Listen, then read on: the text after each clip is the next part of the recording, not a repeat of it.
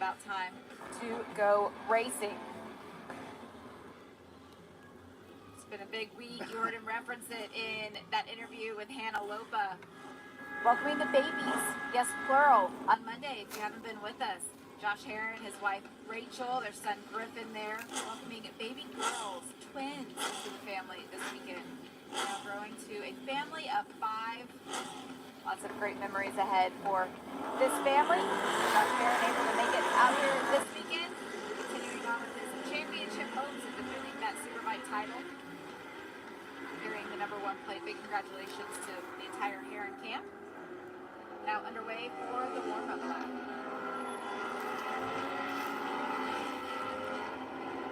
Some unfortunate news to report. We know that Benjamin Smith at the tail end of that second qualifying session earlier today having an issue, having to pull off to the side of the racetrack, make the long walk back to the team, the bike going back to the paddock area on the back of a flatbed. Unfortunately for Benjamin Smith, they will not be able to make a call to the grid for the racing today. Hoping to see them back out tomorrow. Take the opportunity to remind you that you can play Moto America for cash. And Superbikes, baggers, and the Super Sport categories, they're all now live on the top sportsbook and DFS platforms. You just scan that flow code on the screen or visit nxtbets.com/playma to see what's available in your location. You can sign up, claim exclusive bonuses, and make your picks now. Betting is already closed for Superbikes. It closes 30 minutes prior to the lights going out for each class, so you still have baggers that you can get your bet in on for today, but all the odds will reset as we get ready for racing tomorrow. Take a look at the odds to win for baggers. Roger, what do you think?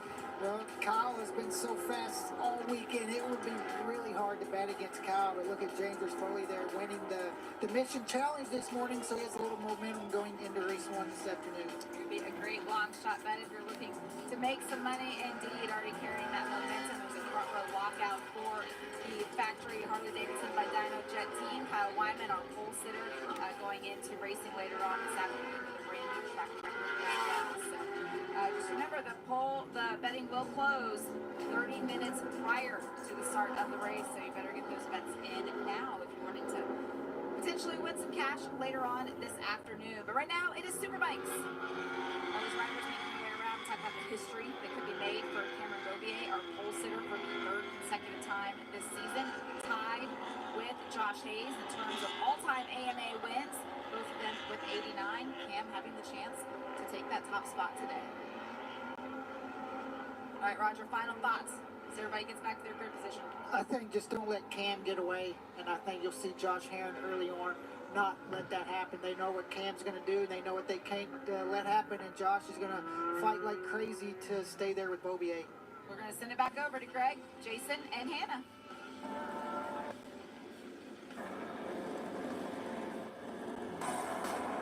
Starting grid for Superbike race #1 here in Elkhart Lake, Wisconsin. It's Beaubier on pole from Heron and Sean Dillon Kelly. Then we got the 2 Yamaha teammates, Bobby Fong, Jake Gagne, with Hayden Gillum on that Honda outside row 2. Then we have Escalante, Ashton Yates, Benjamin Smith, who I don't think Greg's going to make the start. Flinders is back there with Cornbow. Then a little bit further back, Lewis, De Silva, Waters, Orango, Campbell, and Pinkstaff. Giannato, Storlano, and Pinkstaff. I didn't mention that he is there, JD Beach. Also on the 3rd row. Here we go. 12 laps scheduled for this Superbike race. The revs are up. Lights up, and here we go. Not sure if that was a little movement, if that was our camera, or if somebody had moved. Sean Dillon Kelly. But either way, here goes Cameron Beaubier. Down into turn 1 on this first lap. Beaubier's already got 2-3 bike lengths on Josh Heron. He goes wide. Yep. So Heron goes right to the lead. Beaubier gets shuffled back to 5th place. Boy, it looks like there might be an issue. Let's see. We're going to out. He's wide. Yeah, something's wrong. He is wide. Did he do a clutch? We'll see right now. If he gets out of this turn and he can keep the bike rolling. Yep, he's going again, Greg. So I'm not exactly sure what happened to Beaubier. And he's not going to be worried too much. Bobby Fong is already having a look at Josh Heron as they go down into turn 5. Gagne 3rd. STK didn't get the best jump. But you see Beaubier there. He does get himself back into 5th. So the Tyler's BMW looks like whatever problem there may have been, it's got itself sorted. But up front, Heron over Bobby Fong. Bobby has been really fast off the start time. Just looking back there a little bit. She's 2 different lines between Heron and Fong. two different lines there going through 7. And they go down, brake hard into turn 8. Gagne's going to want to get on the back of these two early as well. As you see him there in 3rd. But the front two guys are starting to just creep away. And then it looks like Cam Beaubier is still back there, Greg, maybe in 4th. So have a look. Yeah, Bobier's 4th. Yep, okay. Losing touch, but still. So the number 1 plate, Warhorse HSBK Racing Ducati. Josh Herron on that Panigale V4R. That, of course, is the bike that's been used last year. There's a new bike that's being sold to consumers that we won't see in Superbike trim until next season. That bike awfully fast. And then you have Bobby Fong on that Attack Performance Progressive Yamaha R1. And then his teammate, Jake Gagne, the 32 right behind him. Yeah, you can see Bobby. He's got whatever problem sorted out is sorted out. He's going to be able to try to draw back up onto these guys. He's got a lot of race left. And the 6th there as he comes into your picture. I'm looking for STK. As I see Escalante is in 5th. And I just didn't see what happened to STK. He didn't get the greatest of starts, but I saw him in 4th or 5th going down into turn 3. And now I know his teammate is at least past him. And I just don't see STK on my screen. So we'll keep an eye on that as they get ready. As they come up the hill for the first time, it's going to be Herron, Fong. And then you're going to end up having Gagne and Beaubier. You see Gillum back there. I do not see STK in our shot, Greg. Yeah, I saw earlier Jason coming out of turn 5 and up the hill towards the bridge that someone had put their hand up just for a moment, and I wasn't sure who it was. So maybe SDK you talked about is either there or on his way to the pits. Yeah, but that might have been what caught my attention, Greg. As you can see, here's the start, and yeah, there was movement. I don't even know if he went over the line, but irregardless, Greg, he's not out there, and I don't see him anywhere. So what caught my attention out of turn 5 for that brief second was probably STK, to your point, Greg, getting his arm up. There he is. Yeah, he's at 17. He's working his way up. Yeah, but he's ran wide again, hasn't he? So I don't know what the problem is, but yeah, STK's got some sort of problems. You get a quick little look there. I believe it's Bryce Cornbow on the 17. Bryce Cornbow and his teammate. Then you go back too, but yeah, there he is, number 40 in the big wheel for X-Star Suzuki. When he went by the stripe, he was in 17th place. 84 though is Joe Giannato, and Giannato was in 13th place. So you can see Giannato now in 15th. Yeah. On the left part of your screen, Sean Dillon Kelly in 16th place. So back to the front we go. Josh Herron, fastest stop of the race at a 14.688 after lap number 1. Bobby Fong trying to keep in touch, but all eyes on the number 6 of Cameron Beaubier, who's now caught the back of Jake Gagne on the 32. So the Tyler Cycles BMW rider, Cameron Beaubier, going after his fellow Californian in Jake Gagne, who now resides in Colorado. And Gagne on that Attack Performance Progressive Yamaha with a little bit of wheel spin. We're going to be keeping a real close eye on Cameron Beaubier's lap times, because this is the danger part for the rest of this field. When Josh Herron gets comfortable out front and he's able to have clear track, he is really dangerous. Let's get to Hannelore. Notably absent from the starting grid, Ben Smith. I spoke to him just before the race here in the pit lane, having some mechanical issues this morning. They were unfortunately not able to resolve ahead of this race, which was unfortunate after having such a good run in Atlanta, hoping to get it fixed and back out there for tomorrow. Yeah, so hopefully we'll see Ben Smith back on the racetrack as Cameron Beaubier gets by Jake Gagne, doing a 2:11.041. So Josh Herron at a 2:10.427. Hey, play Moto America for cash. Oh, and a crash. SDK. And it looks like Sean Dillon Kelly pushing too hard to try to make up some time or something going on. I don't know, Greg. I think it has brake related. You know, we saw him run wide in turn 5. Look at it. He's got no brakes. And when you dart to the inside like that, you can't get the bike slowed down.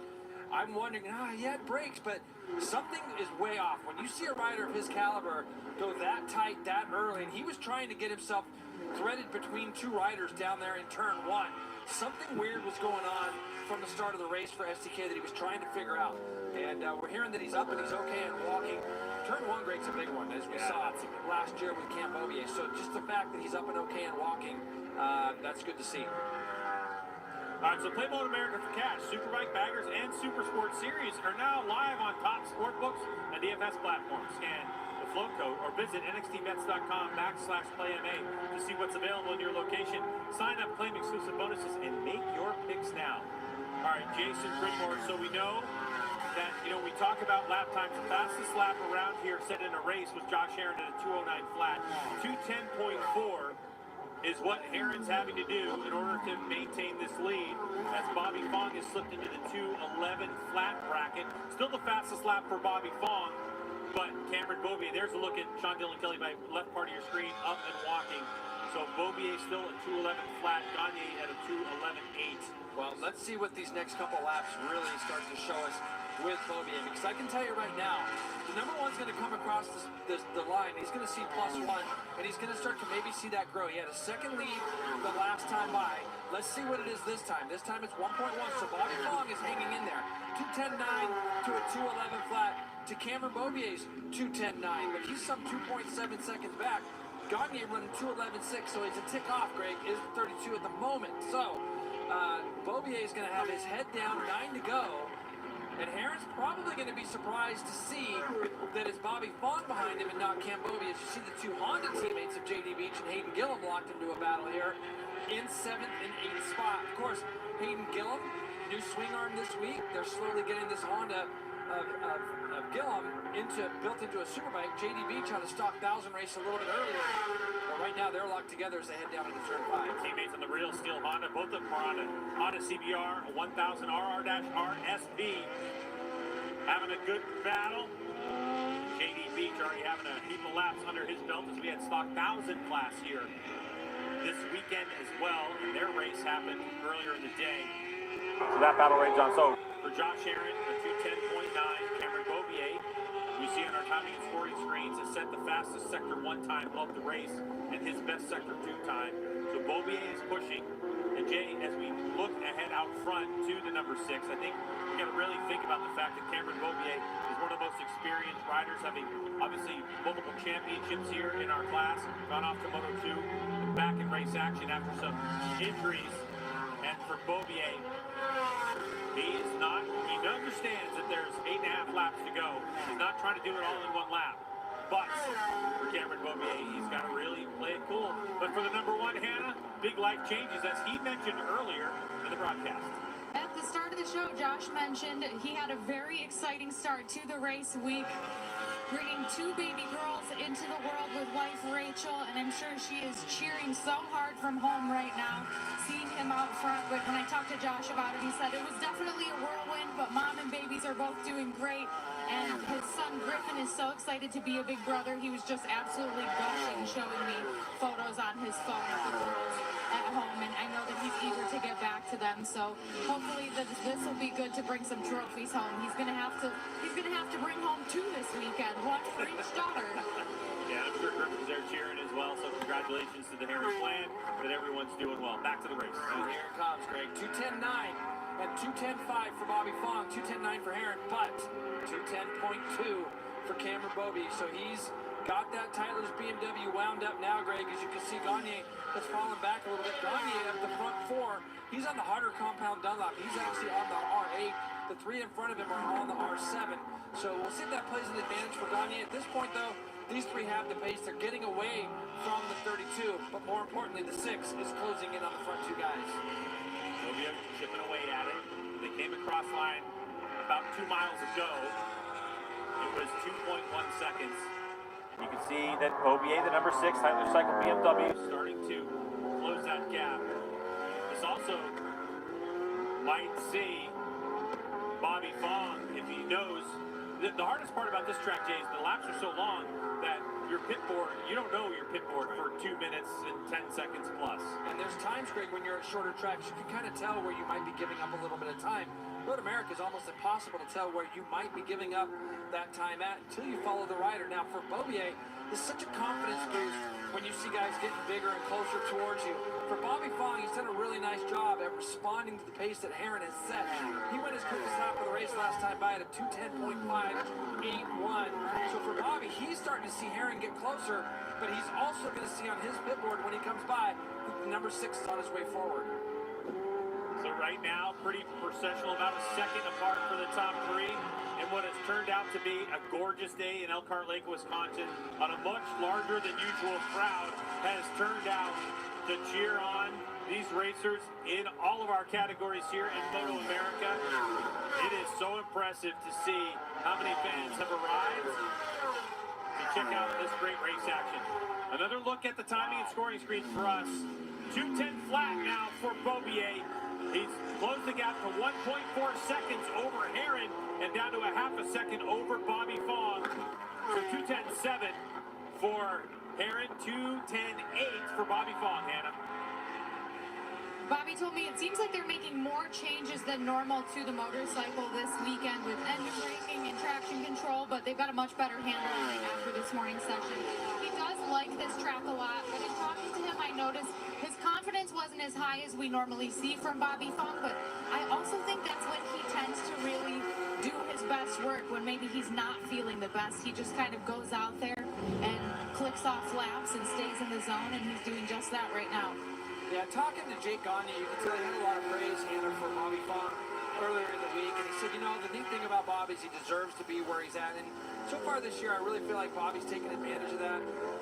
You know, Richard's been working with the same two riders for a few years now. He's got a little bit of fresh blood in there with Bobby Fong. We watched him do the double last year at Brainerd on an R1 that is similar in the sense that it's the same brand. He did a lot of off-season testing. And it's also great when you look at yesterday. We had a wet qualifying, and there was only about 4 or 5 riders that went out. This guy right here on the number 50 stayed out there for nearly the whole session and just worked on, just in case it rained, just in case it did whatever. He was just out there putting in the laps, putting in the miles. Plus, he's newer to the team, right? Jake Gagne has a lot of information, on this Yamaha R1 in wet weather condition. And I think it would benefit everybody, Bobby Fong going out and turning out those laps. And that's where you have a session where we're going to have days like today, and tomorrow is expected to be absolutely gorgeous. What do you do when it rains? If there's only one session during the weekend when it rains, and they chose to stay out, and Bobby Fong getting a lot of valuable laps. He doesn't need laps around here. He knows which way the track goes, but more data. Back to this battle. Here we have 27. That is Ashton Yates and JD Beach. So these two Honda CBR 1000RRs getting after it. Right now, Greg, they're running 6th, 7th, and 8th as Hayden Gillum has gone up the road a little bit as we look at here. 2:10.3 for Herron. Herron does his personal best fastest lap, and it was quicker than the two behind him. So he has now responded as well to that gap coming down between 1st and 2nd. And Cameron Beaubier, 2:10.4, so he was 4/10 off, but he did do the fastest third split. So Cam gained 2/10 on both the guys in front of him in that last split. I think pretty soon here, Greg, if Beaubier gets by Fong, he might be able to pull Bobby along with him and get up to the back of Herron. Herron's just going to keep the gas down and keep trying to hit his marks up in the front. The one thing Herron doesn't have that Fong and Beaubier have behind him is looking to where their competitors are stronger. So Beaubier can see up the road where Bobby Fong has got his strengths with his motorcycle set up and where Herron is as well. So if this comes down to the final lap of the race, you have to say that in terms of understanding where the speed's coming from his competition, Cameron Beaubier has probably the best advantage.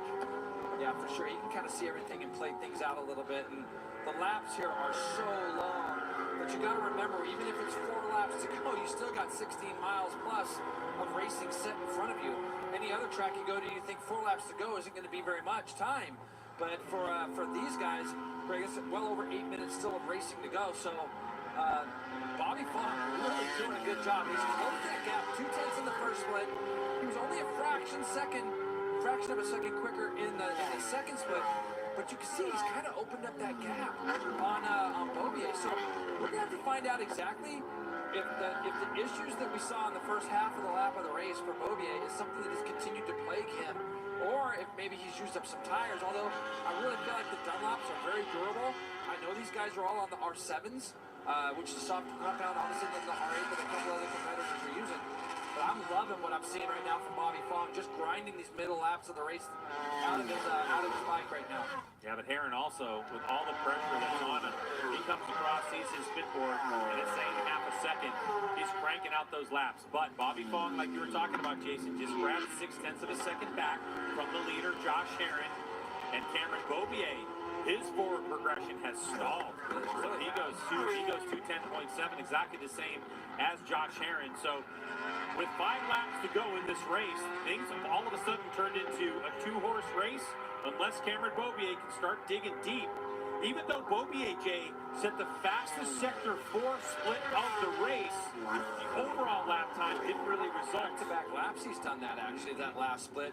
I'm never counting him out, ever. I've never, as long as I can see the number 6 in the shot, I'm never going to count him out because I've actually done that before. And then within half a lap or a lap, he'll be back up on the backup people. So Cameron has a way of being able to adjust his riding to the situation and to the conditions. Last year at this time, when it was pouring rain, he had made a mistake, if my memory serves me right, he had made a mistake early and dropped way back. He was going some second and a half quicker in the wet than the leaders. And at that point in those conditions, I thought that there might have been some risks that were being taken because, Greg, in those conditions, anything can happen. When we have a perfectly dry day like it is right now, this track is phenomenal. It's smooth. It's, like I said, it's the best place that we go to. He adjusts himself to the conditions, and Beaubier will figure out how to ride that bike and get the times that he needs out of it to get back to these guys if it's actually doable. All right, so for Bobby Fong, though, fastest Sector 1, personal best split for him. Fastest Sector 2, personal split for him. The last couple sectors, it's been all personal best for Fong. He doesn't best his Sector 3 time, but he still gains a 1/10 of a second in our Sector 3. Just so you know, you're aware, Sector 3 is going to be basically from turn 8 all the way down to Canada Corner just before you get into turn number 12. Some of the things that I see, especially in the chicane, if we stay on these two guys in that next lap going down through the chicane, you'll see how their speed is different and how they generate corner speed through the middle of the corner. Josh gets it into the last part of the chicane and kind of squares up the chicane on the exit, where Bobby will let that thing roll through there. As you can see, this is what I'm talking about. He'll get it in there, get the bike slow at the apex, get it up off the edge of the tire early and get on it. Bobby will be, his line break out of there is much more rolling through the middle of that last sector, or the chicane. And you can see it when they're really close to each other. Bobby Fong has lost a lot of time, Greg, in that first part of the lap. I wonder if he got into turn 1 a little bit too deep, because now, look who's there. Well, there definitely was a puff of dirt that came off the back wheel of one of those riders. Look at that.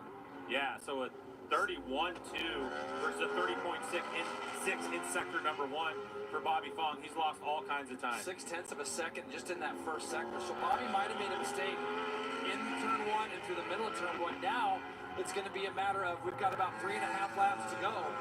Beaubier now has Bobby in the gun sights, and you got to think that the BMW, if he can, he's going to try to draw up onto the back of Bobby out of the chicane or out of that last corner and try to make the pass as easy as he can. I don't think he's going to be able to do anything with Bobby down through here or into the chicane. The R1 seems like it's working really good down here. JD Beach is pulling his Honda off the track right now. That looks like it's going down towards in the turn 3 area. So for Beach, looks like his race is done. He was battling for that 6th, 7th, 8th position when he pulled off the racetrack. So something happened between here and turn number 1 to the number 50, Bobby Fong, and he lost all that time where Josh Herron was just doing what Herron does. 1/10 off his fastest time. But see, what'll happen here, what we've seen in the past is if Cameron can get close enough, if he drafts Bobby, he will then draw Bobby down that next straightaway. It'll be a thing if Bobby can stay in the draft of the BMW, because I really do fully expect the number 6 to go past Bobby Fong as they come out of this last corner and drag race up this hill. We're coming up to 3 laps to go. Herron just has head down. I haven't seen Josh look back one time, and here comes the BMW that pulls alongside of that attack Yamaha and goes past. Now for Bobby, he's not going to be worrying too much. His importance now, get out of turn 1 behind Beaubier the best he can. More importantly, get out of turn 3. Cameron extremely fast through turn 1. This is the corner where Bobby's got to get in and through it fast, and he can stay in the draft of that BMW, hopefully down the back straight. 190 mile an hour down that front straight for Beaubier that last lap in the draft. And that's going to be some 6 mile an hour quicker because of that draft. And I was going to mention that lap before when Bobby Fong was only 3 tenths behind Herron. He went his fastest trap speed at 185 miles an hour. So something happened between turns 1 and turn 3 that have put Bobby Fong on his back foot, and now he's losing time. And now he's losing time, Greg, and this is why you never, ever count out the number 6, ever, because he just figures out a way to ride around if there is a situation or if there's a problem. Beaubier just kind of does it on the fly. He figures out what he's got to do, and there's a reason why he's on, 89 or 90 wins for the career. So Yeah, this one would be the record breaker right here. He's tied with Josh Hayes at 89. Yeah, so, but see, there's places right now that I can see visibly where Herron's bike and Herron himself are just a little bit sharper and a little bit better. Look at that first split. 30.4 for Beaubier and a 30.8 with how many laps on these tires now? Beaubier just continues to flash up red sectors. And that's it. He keeps pushing the issue. We can see the fastest lap of the race from the number 6. But then Bobby Fong looks like he's kind of settled down as well. So he's not going anywhere either. And when Herron gets to the stripe after these next couple of corners, it's got to be 2 laps to go. Wow, look at Beaubier. His rip through Canada corner right there. It looked like that made up another 1/10 of a second or so. So Herron has been so consistent this late in the race. He is only like 1.5 tenths off of his fastest time. Herron has been like absolute clockwork, but it's Beaubier who continues to push the issue. And now coming up on the straight, Josh Herron's board is going to tell him what is going on. So as they go, it is a 2:10 flat for Cameron Beaubier, fastest lap of the race. So half a second gain on the number 1. And let me tell you right now, Beaubier's in deep. That's going to be his. I don't think he's going to come back from this one, Greg. That's going to be his race 1. So he gets himself into turn 1, makes a mistake. He goes 2:10 flat on that last time through. But man, the consistency of Herron up front. That's it. That is going to be it. That's right the there. pressure. Yep. The pressure was Herron putting those laps down just a couple tenths apart the entire race. Can't wait to see Herron's race progression after this one. And Herron knew he was coming. He got the pit board, Jay, and so now Herron doesn't know he ran off in turn number 1, but Herron goes fastest sector 1 split of his race. And the mood changes when you see the number 6 is behind you. When you come by your pit board and you see that's Bobby Fong, you give that guy as much respect as you can. But that mood changes when you see the 6. Herron saw the 6 on his pit board for the first time. Goes fastest split in the first split, as you said. Gained over half a second just in that split alone. And he's not going to know that. So for Cameron Beaubier in that replay, Jay, it looked like he was entering turn 1 a little bit wide, and you know about that bump in turn number 1. I do know about that bump in turn 1. I've been reminded already in this race by a friend at home about that bump. And as they go down through this carousel, Herron's not going to know, Greg, that mistake has been made. This is the other, I don't know if you call it a disadvantage, but you got to wait 4 miles, like you said, to get that pit board. Unless you look behind you. That's right, and he's going to come by this next time, probably see plus 1.5 instead of plus half, and it's going to be the number 50 on the board, not the number 6. What a job Josh Herron has done. At the beginning of the race, he got the lead. He set the pace. He got exactly what he wanted, which was clear racetrack in front of him so he could do anything that he wanted to do. And when he goes back and looks at this race, he's just going to giggle at all the ruckus that's going on behind him and how things unfolded. But on the back of fast lap times and very consistent lap times, Josh Herron has put himself in a position where he's got over half a second lead on Bobby Fong. And here he comes to take the white flag. 1 more lap to go for the Warhorse HSBK Racing Ducati rider. Number 1 plate, your reigning national champ, Josh Herron, and does it again. Only 1/10 off of his fastest lap of the race. This is how you do it, kids. That's what he does. He just responds. He responds to things like that. And when somebody gets by him, he fights right back usually. Now, for Beaubier, he's going to do everything he can to catch Bobby Fong, try to get that 20 points back, Greg. But Bobby is so strong right now, and I think that it's going to take something special. But I think Beaubier is going to have the time. He's going to drop. He's close enough right now where he's going to feel the draft. Not to pass him down in turn 5, but just to draw him a little bit closer. Yeah, so Beaubier has had a rough race. The beginning got really weird. He dropped back to like maybe 5th place, 6th place, and then he was able to claw his way back. But the difference between 2 laps, he was doing 2:10s, and he did a 2:12 after that mistake into turn number 1. Where, by the way, when he got onto the curbing, he lost the front and was able to save it. So Beaubier put himself in danger even after he was running off the track. And you see how much dust there was out there, how dirty that part of the track was. But the heat in the tires and those kind of things would definitely help him as he ran off and got into that dirty part of the section of the track, or off the track, I should say. And now he's just going to put himself in this mode to try to gain as many points as he can, Greg. And really, by the time they come through or out of Canada corner, I expect Cameron to be on the back of Bobby Fong and then try to draft him up that front straightaway. Like Beaubier understands too, Josh Herron, and you know, we talked to Hannah about those first 2 races and how he was able to gain as many points as he did compared to last season. And we're getting into the stretch where Herron and his motorcycle work really well together for the next few racetracks we go to. as Heron has put on an incredible show on this final lap of competition. Canada corner, couple laps left to navigate for the #1 plate to notch another victory in Moto America Superbikes. A lot of fans came here to see Josh Heron perform for him, and he has done the business. See if he has a little glance over his shoulder on the exit here, Greg. Sometimes now he has been head down. I love it. He has been head down from the start as he gets ready to finish this race. Warhorse HSBK Racing Ducati rider Josh Heron takes victory in race #1, and to the stripe they go, and Bobby Fong able to hold off Cameron Beaubier by 0.009 of a second. So Fong will be second place on his Attack Performance Progressive Yamaha, and Cameron Beaubier on his Tytler Cycles, the local racer. And here's a look at that finish. It is the leading edge of that white line. That is your finish line, not the yellow line in the middle, but the leading edge is where it happens. So Fong able to hold him off. And by the way, Josh Heron, fastest sector 2 of the race on the last lap with a 2-second lead. That's how much he had his head down, Jay. You talked about it. Didn't even look like he looked back. And I do have to say, I love the blue helmet and blue boots. I love it, It's a good-looking kit. Yeah. You know, we saw that earlier Sharp. today. Heron, as usual, gets it done right. Oh, yeah, he needs to be happy about that one. And he's saying hi to the family back home, and a lot of love for the twins. And, of course, Griffin and his wife. So Heron, with 2 additions to his family on Monday, gets on an airplane, gets to Wisconsin, and brings home the trophy. One of those weeks you don't kind of forget, right? So it's been an unbelievable week so far for this guy. And, you know, like we've talked about, like he even said on the grid, we say it all the time because it's been kind of his narrative that, boy, by the time he gets here, he's ready to kind of get his season started. 2:10.3, Greg, as you're pointing out there on the left-hand side of the screen. And then also that 2:10.4 with 1 lap to go. That's pretty impressive to be only a 10th off. What a win for Josh Heron. So, for Heron, his 16th Superbike win of his career, we get to talk to him about how he was able to get that done when we get back to Road America.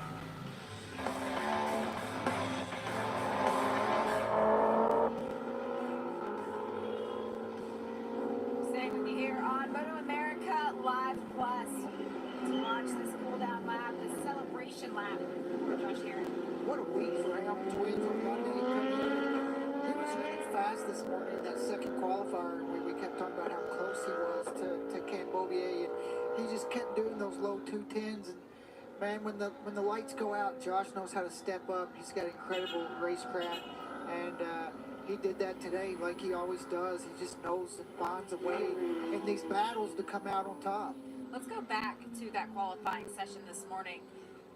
Josh Heron, if you remember, he came in about halfway through the session, put on the Orange Bandit tire, did a couple laps on it, set a great lap, but then he went back to pit lane, put on a harder tire, the race tire, went back out, did his best times in the session. That's when he was the closest to Beaubier in qualifying, and then he was able to duplicate laps here in the race. And that's the thing, when you practice and qualify, he's able to come here and put it together in this race, and you can just, you know, he's always been really strong at this track, and he's just able to put it together, and that's why, you know, he's really climbing the ranks of the wins of the Moto America all-time win list. And it's been fun to watch the last couple years of Josh finding another step in his riding. That was the 55th win of Josh Heron's AMA career. He came into this race tied with Rocco Landers for 7th in terms of all-time victories. Now he is able to get around Rocco, slot in right behind Jake Gagne, who has 57 victories. So that battle will continue on throughout the course of this season. But even with that number of wins, 55 wins for Josh Heron, you can see as he makes this celebration lap what each and every one of them means to him. Yeah, just because how much work it goes in. Superbike races are so hard to win, and Josh knows that better than anyone. He's been in the Superbike class for a couple years, and I think he knew today was going to be a big battle, and he was able to come out on top. With the sort of week that he's had already, welcoming twin babies, he's going to have an exciting FaceTime call home with Rachel and Griffin. I can only imagine. You see Cameron Beaubier in the victory lane area to celebrate this podium result for him. Able to finish in third today. It was a great ride for Bobby Fong also. Great ride for Bobby. He was able to step up big time from compared to what we've seen in practice and qualifying. And right there in the middle of that race, I thought Bobby was going to close down that gap. He's just missing a little bit those last couple laps where he lost touch with Josh Herring, but he was able to capitalize on Beaubier's mistake and end up second. And you can see the big smile on his face as he's dissecting this race with his team. A lot of good things coming out of this weekend, and we know we talked about it during qualifying earlier that yesterday when only 4 of the Superbike riders went out there, Bobby Fong was out there by himself for about 30 minutes, just lap after lap, putting in the work. See the shake of the head from Josh Herring, just disbelief, but big smiles all around. A lot to celebrate here in this victory today. His consistency as well. I think that's where it really separated. The other guys could do a couple laps, you know, maybe better than him, but not his best laps wasn't as far off as his competitors. So he was able to kind of maintain that gap and just consistently be able to do those, just reel off those 2-minute 10-second lap times. So you've got Ducati, top step, Yamaha, BMW second and third, and then it was an 18-second gap to fourth place. Let's hear from him. We'll go back next door. Moto America Superbike is brought to you by Dunlop, the official tire of the Moto America Championship Series, and by NXT Bets. Play Moto America for cash. Multiple race classes live on top sportsbook and DFS platforms all season long. Look, this 34-year-old loves to win as much as anybody in this pad. I'm just going to say, hyper money too, right? I mean, absolutely. Josh Herring, what a great win on the back of fast and consistent laps. Here's a look at the results. So at the end of the day, it's a 2.8-second margin of victory. Cameron Beaubier just losing out by 0.009 to that second place. Bobby Fong raced him to the line. Gagne, Escalante, Gillum, and Ashton Yates. Let's get down to Hannah in victory lane. Josh Herring maintained control of that race throughout, very consistent. What allowed you to do so throughout the race? I guess it's like Colin Edwards said in Faster. You get married, you get a half second. Have a baby, get a half second. And then I had to decide we need to have 2 more so I can get a second.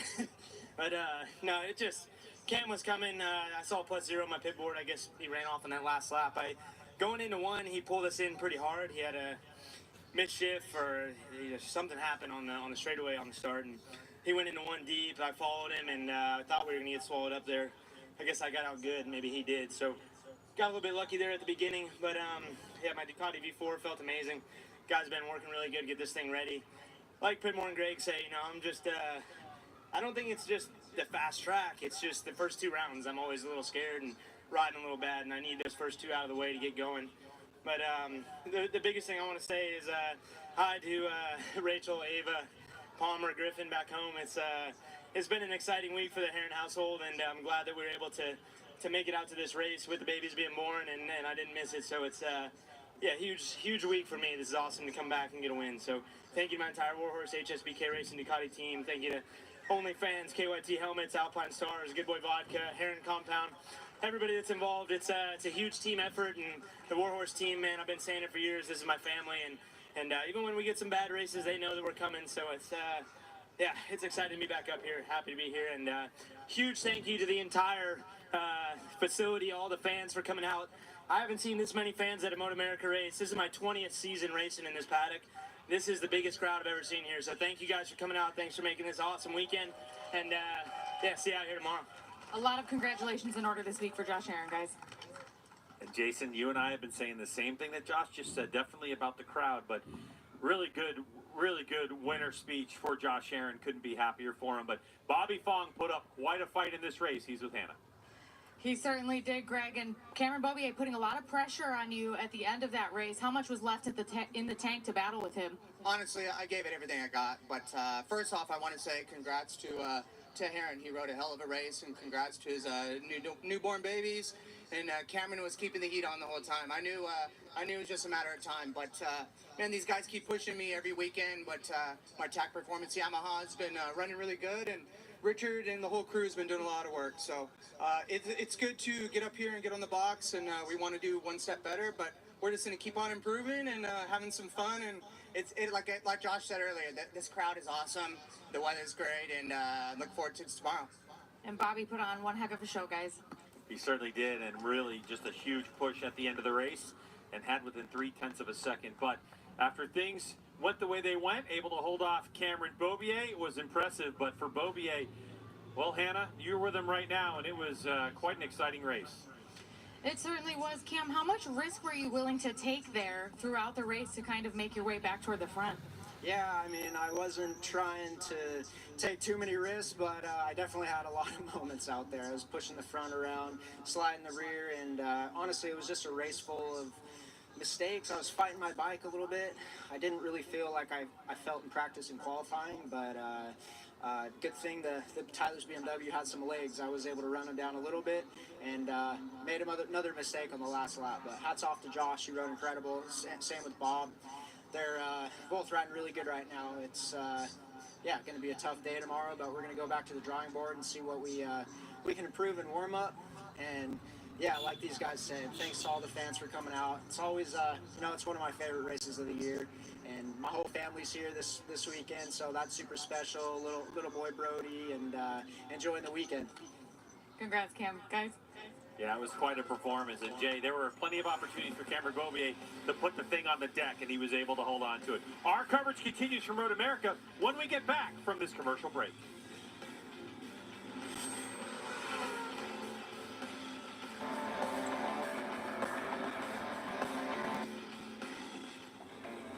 Lots of great sentiment there on the podium from our top 3 finishers. Roger, let's go ahead and start dissecting some of what we learned for Josh Herron. He was able to push when he needed it most, but he's the first one to always put his hands up and say it's all about the team behind me too. And that's been the big thing ever since he's went to the Warhorse team. Josh is able to get better, and I think, as he said, he's so much better when he's having fun at the track and racing and being able to beat Josh. And with that team, he's been able to do that.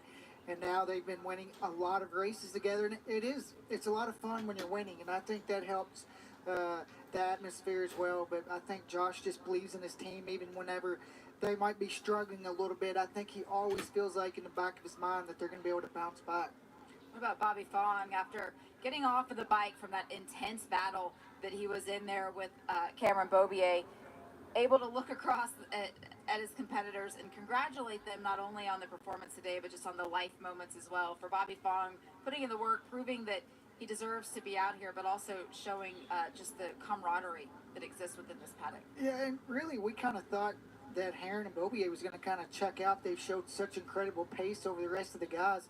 It was awesome to see Bobby make that big step, and he was able to improve a lot going on into this race. I'm not sure what changes they made to the bike, but Bobby was able to find a lot of speed compared to what we've seen this weekend.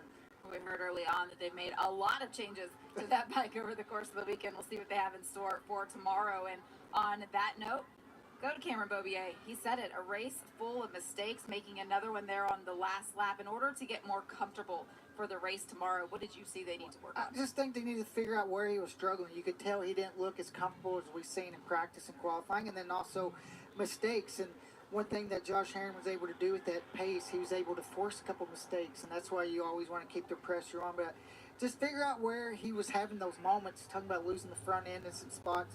Clean that up going into tomorrow.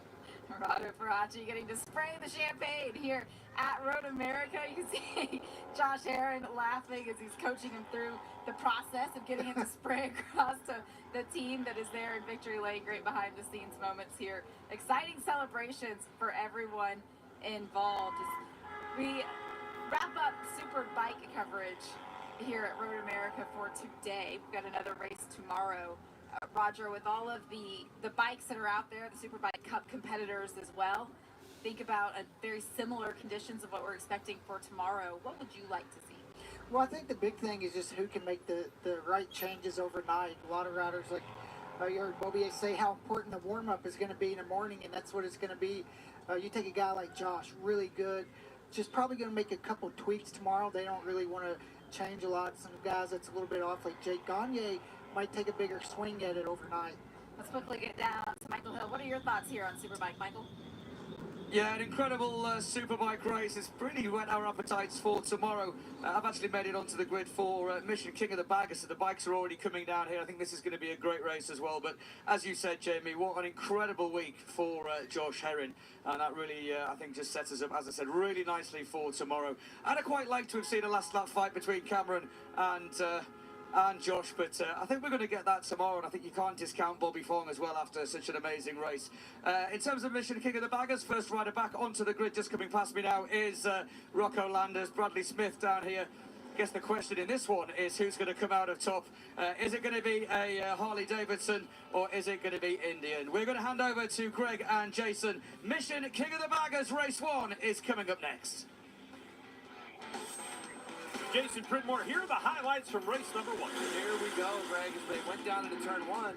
Beaubier ran wide. This would be something that we'd see him do on the last lap of the race, too. You heard him talking about his racing just riddled with a few mistakes. It was these two guys at the front early. Bobby Fong was the early challenger to what Josh Herring was laying down. Beaubier got that slow start, started working his way back through people. This was a crazy accident. We'll get to the bottom of it. Give everybody a report on tomorrow. STK just didn't look like he had brakes to me as he went off into turn 1 and crashed. I'm so happy to see this, though. The young man gets up, walks away. Really, though, Herring just controlled this pace. Ran 2:10s nearly the whole race. In the end, Bobby Fong almost got drafted. On this lap, it looked like he did. I thought that was the left of the flag. This was the mistake that we saw late from Beaubier. Gets out, gets into the dirty part. Bobby Fong goes back by.